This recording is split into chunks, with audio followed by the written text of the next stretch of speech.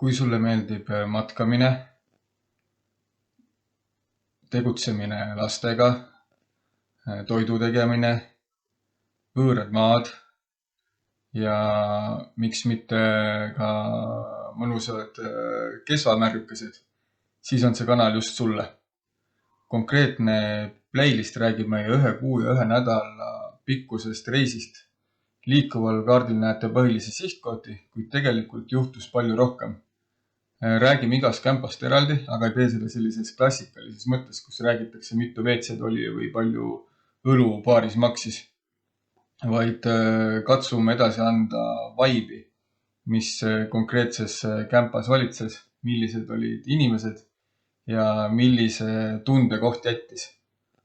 Ah jaa, kõvasti droonikaadreid on ka. Aga mis seal ikka, reis alaku.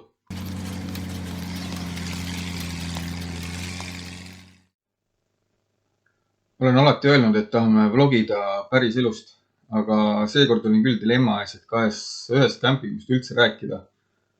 Aga otsustasin siiski lühidalt seda puudutada.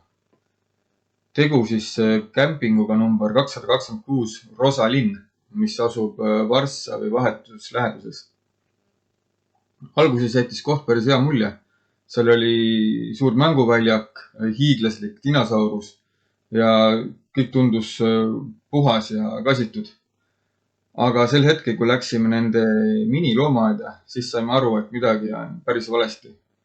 Loomad olid väga närvilised, kits sai laama käes pidevalt peksa, kõik olid kammimata ja ponikabjad olid lastud kasvada pikaks nagu Aladini sussid. Kahjuks ma seda fotole ei püüdnud, sest sel hetkel ei tahtnud pildistada, sest siis oleks ka lapsed aru saanud, et midagi on jamasti. Aga leidsin nüüd netist ühe foto, mis näeb välja väga sarnane. Teavitasin ka kohalikke loomakaitseorganisatsioone ja loodan, et nad võtavad midagi ette. Mingit tagasisidet veel ei ole, aga kui tuleb, siis kindlasti kirjutame blogis sellest ja ma mõnes järgmises osas mainin ka blogis. Et loodame jah, et nende loomadega on nüüdseks juba olukord parem. Juba järgmisel päeval sõitsime edasi ja camping Loss oli õnneks hoopis teine terakoht. Rahvast oli veidi palju ja hinnad ehk tibakrõbedad, aga silma hakkasid ka juba päris meie tüüpi matkalised ning see tõi kohe sooja tunde südamesse ja andis märku, et mäed on juba lähedal. Campingu ligidal on ka järv, kuhu viisid rohelise loodusega ümbritsetud mõnusad rajad. Kuid kuna ka Leen oli haigeks jäänud, siis ujuda ei saanud peale minu mitte keegi. Õnneks oli lastel ka kohalikul mänguväljakul piisavalt tegemist ja ühe õhtu pidasime nii vastu. Järgmisel päeval otsustasime minna Luigi loomaaeda, millest olime kuulnud vaid head.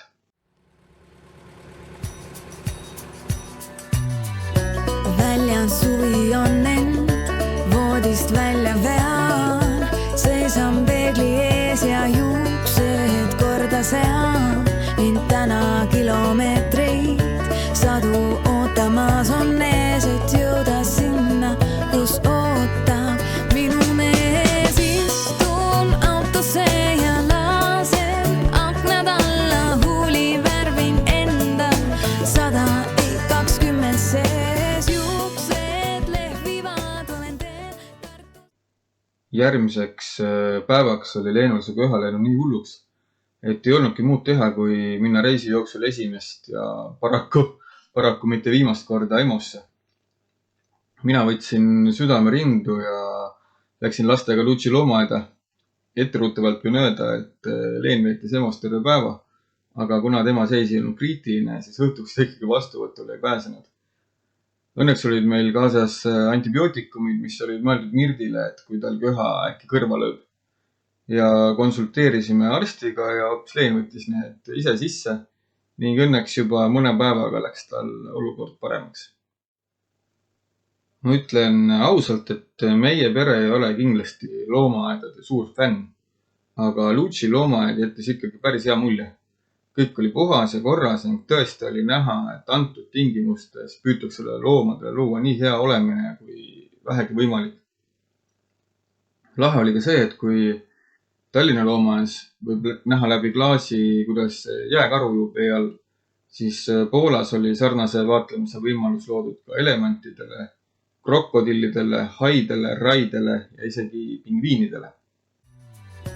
väljas suvi on end voodist välja vean, seisan peegli ees ja juuksed korda sean. Mind täna kilomeetreid sadu ootamas on ees, et jõuda sinna, kus ootab minu mees. Istun autosse ja lasen aknad alla, huuli värvin endal 120 sees. Juuksed lehvivad, olen teel Tartust Tallinna, ainult 1,5 tundi pean kannatama veel. Süda joobunud, kuigi olen kaine, see on mu privileeg, sest ma ju olen naine.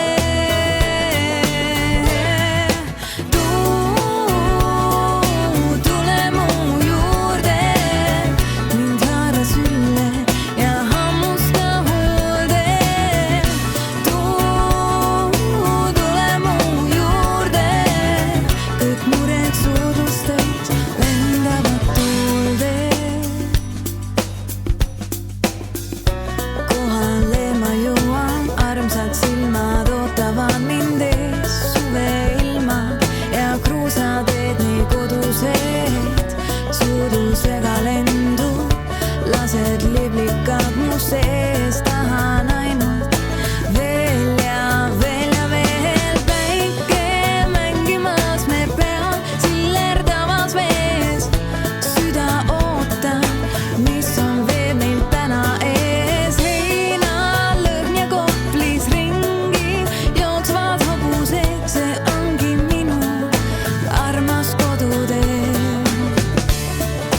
Süda joobunud, kuigi olen kaine, see on mu privileeg, sest ma ju olen naine.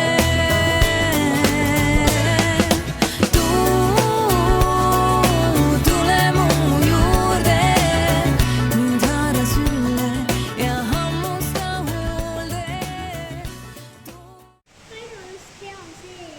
Elevante kahjuks ei ole, elevandid on kuskil õues, aga ei teagi kus. Aga siin on muidu see elevantide ujumisbassein, kus saab alt läbi klaasi vaadata, kuidas nad ujuvad. Päris lahe.